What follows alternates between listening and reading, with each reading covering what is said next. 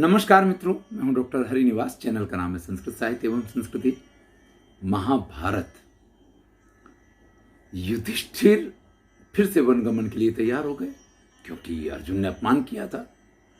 श्री कृष्ण ने स्वयं उनके पैर पकड़े और उनको मनाया कि इसमें अर्जुन की गलती नहीं है, उसने तो प्रतिज्ञा की थी। युधिष्ठिर को जब सारी बात मालूम पड़ी तो वो श्री कृष्ण से क्षमा याचना करते हैं कि आप किस किस तरीके से कैसे कैसे दुख के सागर में पड़े हुए हम लोगों को बचाते हो, ये तो तुम ही जानो गोविंद। बस मैं तो इतना कह सकता हूं कि आप जैसे व्यक्ति को अपना स्वामी बना करके या आप जैसे व्यक्ति का साथ पा करके हम वास्तव में हर दुख के समुद्र को पार करने के लिए तत्पर रहते हैं, तैयार रहते हैं, या सारे दुखों के समुद्रों को हम पार कर सकते हैं। ये महाराज युधिष्ठिर का जो विश्वास है ना, ये हमें आपको भी प्राप्त करना है। मुझे तो कई बार विचार करता हूं तो ऐसा लगता है कि नहीं, मुझे तो इसकी प्राप्ति हो गई है। मुझे जब भी कोई परेशानी होती है, किसी समस्या में होता हूं, देखिए संसार है, हर व्यक्ति को कोई ना कोई समस्या, कोई ना कोई परेशानी बनी रहे, ये स्वाभाविक है। जो मैं यहां पे आपके सामने होता हूं पूरे दिन 24 घंटे या हमेशा ऐसे तो नहीं रह सकता हूं। जीवन की बहुत सारी जवाबदारियां होती हैं, लेकिन कभी भी किसी समस्या में पड़ता हूं तो कृष्णाय वासुदेवाय हरे परमात्मने प्रणत क्लेशनाशाय गोविंदाय नमो नमः इसको बोलता हूं। कई बार ऐसा होता है कि अगर ज्यादा देर तक ये समस्या है तो लगातार इसको बोलता रहता हूं, और मैंने अनेक बार ये महसूस किया है, या ये कहिए कि मैं हमेशा इस चीज को महसूस कर पाता हूं कि वो स्वयं मार्गदर्शक बन जाता है। हमारे आसपास जो लोग हैं, जो मेरी बात का भरोसा कर पाते हैं, विश्वास कर पाते हैं, उनसे भी ये कहता हूं कि अपने कर्म को करते रहो। आपका कार्य सिर्फ अपने कर्तव्य का पालन है। श्रीमद् भगवद गीता जो ये कहती है ना कि योगक्षेमम वहाम्यहम्, वो बिल्कुल सत्य है। सारे मार्ग अपने आप आपके लिए ऊपर वाला खोलता है, और जो लोग ये विश्वास रखते हैं ना कि मैं मेहनत करूंगा और उससे मैं ये प्राप्त करूंगा, उनकी स्थिति कर्ण जैसी होती है। और जो इस तरीके का विश्वास रखते हैं कि तुम हो गोविंद तो सब कुछ है, उनकी स्थिति अर्जुन जैसी होती है। कर्ण ने ये कहा, दैवायत्तम कुले जन्मे मदायत्तम तो पौरुष। मैं इस चीज का एप्रिशिएट करता हूं, मैं इस चीज का ही प्रशंसा करता हूं कि किस कुल में मेरा जन्म हुआ ये तो मेरे अधिकार क्षेत्र में नहीं है, लेकिन मुझे क्या करना चाहिए ये तो मुझे पता है, और मैं उसके लिए हमेशा प्रयत्नशील रहूंगा। चलिए हम फिर से कथा पे आते हैं। धर्मराजस्य तच्छ्रुत्वा प्रीति युक्तम वचस्तथा। संजय धृतराष्ट्र से कह रहे हैं कि धर्मराज युधिष्ठिर ने अपने उस कहे हुए वाक्यों के लिए या अपने उस व्यग्र कर्म के लिए कि किस प्रकार से वो जाने के लिए तैयार थे या किस प्रकार से उन्होंने अर्जुन की अवमानना की थी, उसके लिए श्री कृष्ण से क्षमा मांगी है। श्री कृष्ण से ये कहा कि अरे गोविंद, आप मेरे सामने हाथ जोड़ें, अरे आप तो हमारे रक्षक, संरक्षक, सब कुछ है, ये तो मुझे किसी प्रकार से शोभा नहीं देता है। तब श्री कृष्ण अर्जुन से कहते हैं, सा भवान धर्म भीरुत्वात्, तुम धर्म के भीरू बन के कि मेरी प्रतिज्ञा भंग हो जाएगी, मैंने जो संकल्प लिया है, मैंने जो प्रतिज्ञा की है कि नहीं, जो मेरा गांडीव किया, मेरी निंदा करेगा उसको मैं मार दूंगा, उसके लिए जो कार्य तुम करने जा रहे थे क्या होता। अब छोड़ो, भूल जाओ सब कुछ और जाओ महाराज के चरण स्पर्श करो, उनसे क्षमा याचना करो, वो तुम्हें अभी भी माफ कर देंगे, तुम्हें क्षमा कर देंगे, और फिर चलो जल्दी से खड़े हो जाओ, हम लोगों को अभी कर्ण को मारने के लिए जाना है। सूत पुत्र वधम प्रति, हमको सूत पुत्र का वध करने के लिए जाना है। अर्जुन बहुत कुछ बोल दिया था, ऐसा तो कभी एक शब्द नहीं बोला जिसने बड़े भाई के सामने। उसकी स्थिति किस प्रकार की है। ततो अर्जुनो महाराज लज्जया वही समन्विता, अत्यंत लज्जित होते हुए कि अब इन भाई के सामने मैं जाऊं तो जाऊं कैसे, उन महाराज युधिष्ठिर के पास जाकर के चरणों प्रपद्य शिर सहनता, उनके चरणों में अपने सिर को रख देते हैं और उनसे क्षमा मांगते हैं। क्षमस्व राजन यत प्रोक्तम धर्म कामेन भीरुणा, मैंने अपनी प्रतिज्ञा पूर्ण करने के लिए ये जो कुछ आपसे कहा है, मैंने जो कुछ आपसे ये कहा, मुझे क्षमा कर दीजिए।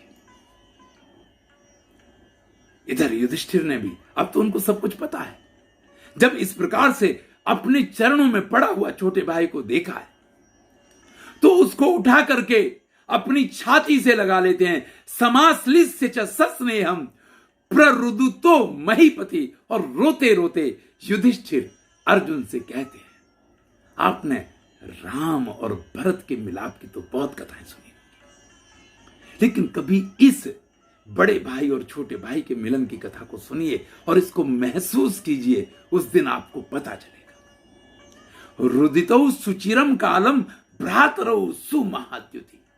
महर्षि वेदव्यास लिखते हैं कि दोनों भाई बहुत देर तक एक दूसरे से लिपट करके और रोते रहते हैं, वो क्षमा मांगते रहते हैं और वो उनसे कहते रहते हैं कि नहीं, कोई बात नहीं है।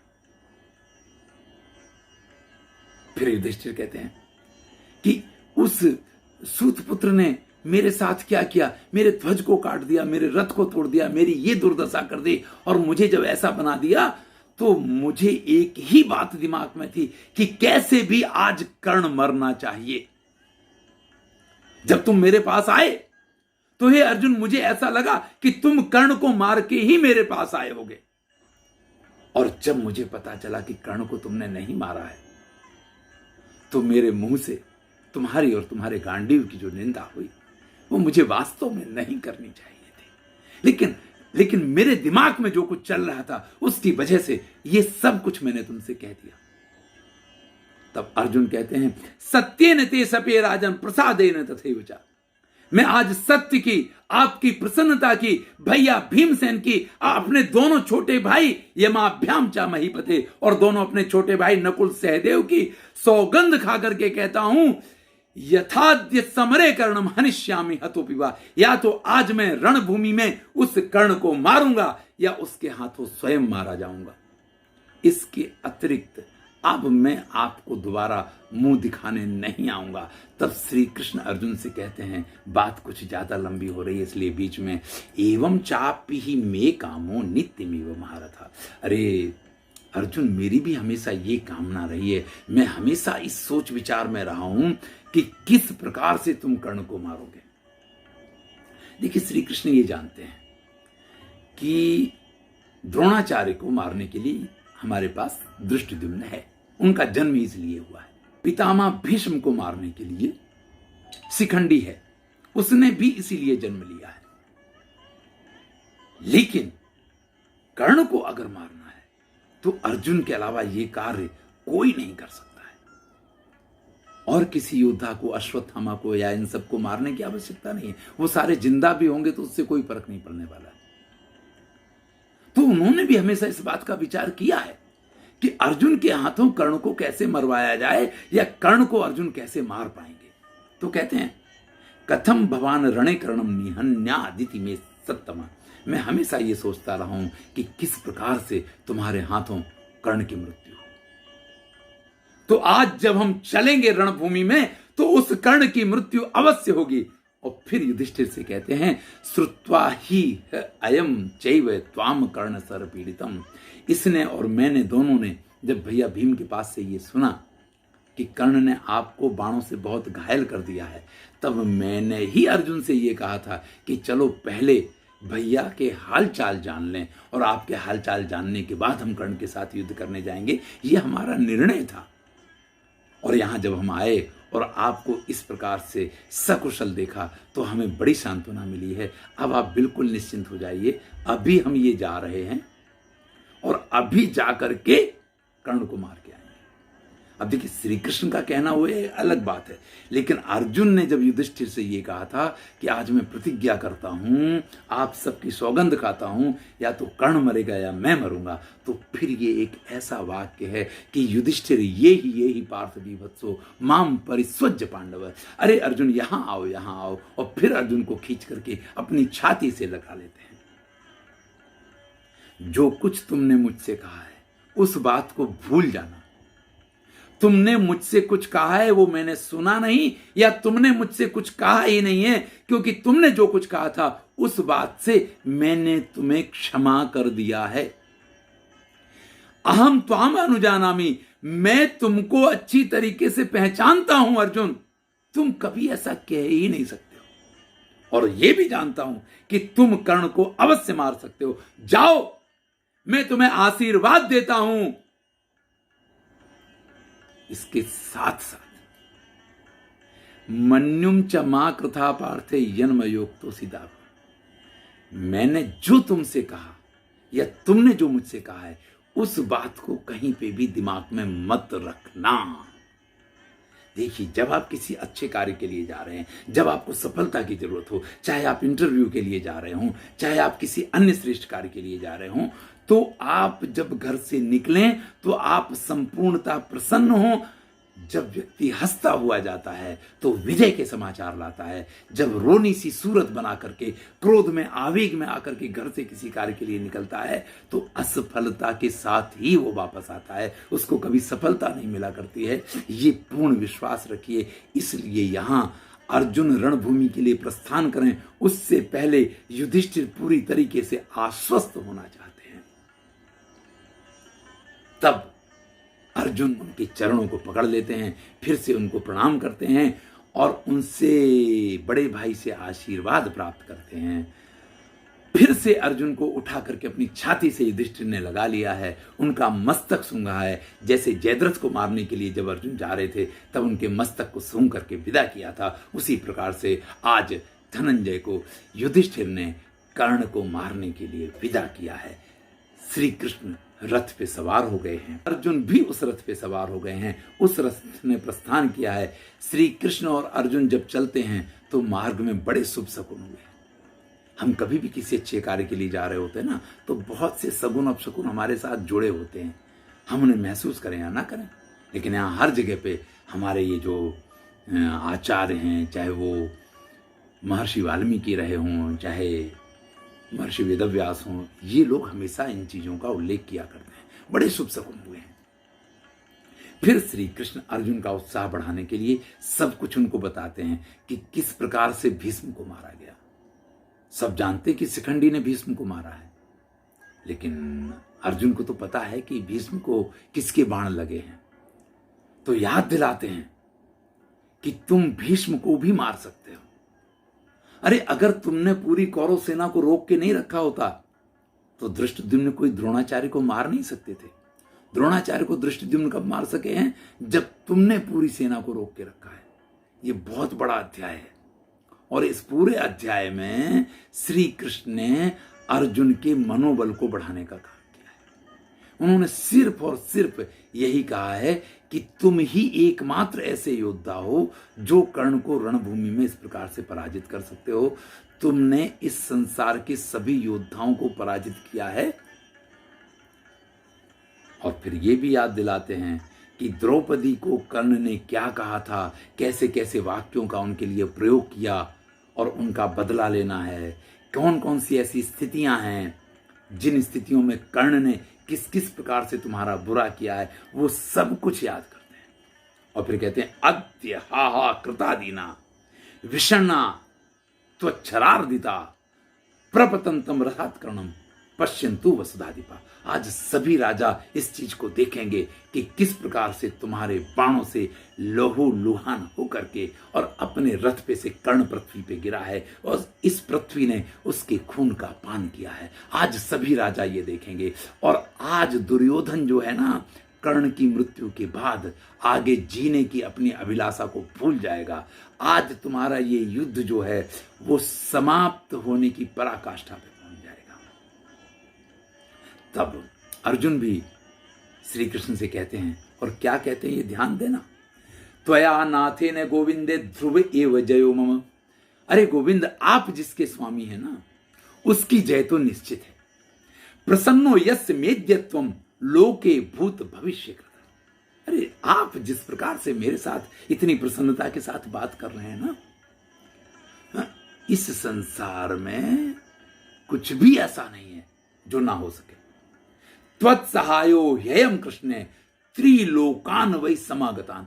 अरे आज जब तुम मेरे साथ हो ना, तो तीनों लोक भी अगर अर्जुन के सामने खड़ा हो जाए, वो कर्ण की रक्षा के लिए तत्पर हो जाए, तो भी प्रापेयम परम लोकम किमु कर्णम महावे। इस रणभूमि में आज कर्ण को मैं अवश्य ही परलोक पहुंचाऊंगा।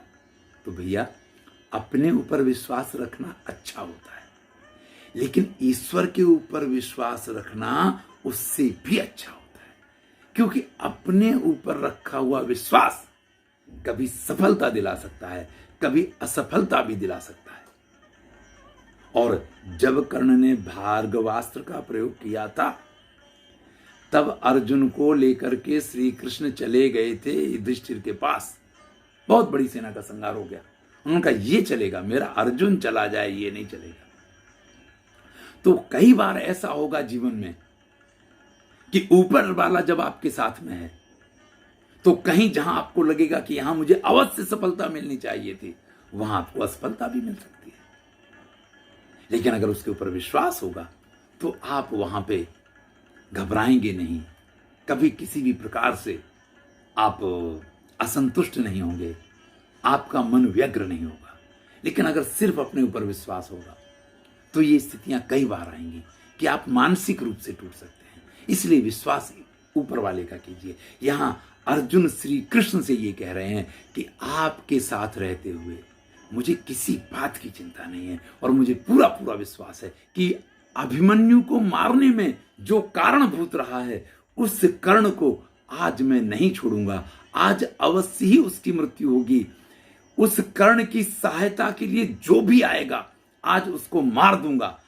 कर्ण को मार के महाराज युधिष्ठिर को आज मैं परम आनंद की प्राप्ति करवाऊंगा। द्रौपदी के अपमान में जितने वचन कर्ण ने कहे हैं, उन एक एक कहे हुई बातों का बदला मैं उससे लूंगा। और फिर तो अंत में जो कहते हैं, बहुत कुछ कहा है, सब कुछ आपको सुनाने की स्थिति में नहीं हूं। अद्याभिमन्यु शत्रुणाम सर्वेशाम मधुसूदने। आज अभिमन्यु के सभी शत्रुओं को हे कृष्ण मैं यहां पे समाप्त करूंगा। प्रमथिष्यामि, उनका मंथन करूंगा। गात्राणि सिरांसी चासितै सरे, उनके शरीर के और उनके मस्तक के टुकड़े टुकड़े कर दूंगा। आज या तो धृतराष्ट्र के सभी पुत्र जो है ना, उनसे रहित ये पृथ्वी बन जाएगी। निर्अर्जुनाम वा पृथ्वीम केशवार्जुनुचरिष्यसि, या हे केशव आप अर्जुन के बिना की इस पृथ्वी पे संचरण करेंगे। अर्थात या तो मैं आज कर्ण को मार दूंगा, और कर्ण मरा, वहां धृतराष्ट्र के पुत्र मर गए समझो। और अगर ऐसा ना हुआ तो फिर आप अर्जुन के बिना इस पृथ्वी पे अकेले घूमिएगा। अब ये बात आप समझ सकते हैं कि एक तरफ अर्जुन का अपना विश्वास भी है, और एक तरफ ये कृष्ण को धमकी भी है, क्योंकि वो भी जानते हैं कि कृष्ण उनको कितना प्रेम करते हैं।